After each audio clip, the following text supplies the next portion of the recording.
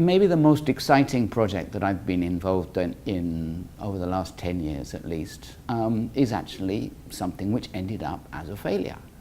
And it's the example of London Mining in Sierra Leone. The company no longer exists, so I can talk about it with complete freedom and without breaching any confidentiality clauses. But it really is, to me, a very good example of what can happen around extractives when people don't think about the long term. The story goes like this.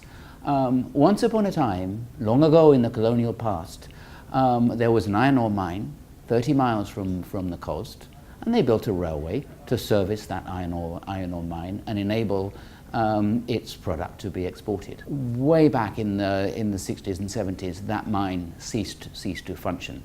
Come the great boom of commodity prices after the turn of the millennium, interest started up again, not only in that particular ore body at a beautiful place called Marampa. It's a hill of high-grade iron ore, 30 miles from the coast, but also in an even bigger hill of iron ore at a place called Tonkalili, 50 miles further on.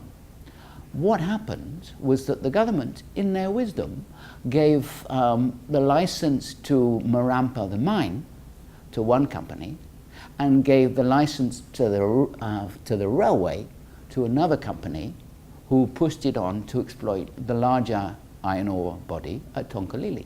So you then had two mines that potentially could have shared infrastructure.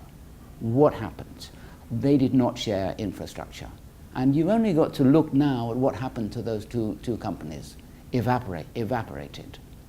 And they were unable to resist the downturn in iron ore prices. So the conclusion for me is that in terms of building resilience in an industry as cyclical as extractives, it's really important to build in extra margins. And if you are not effectively sharing your infrastructure, you are going to be running risks that you needn't run.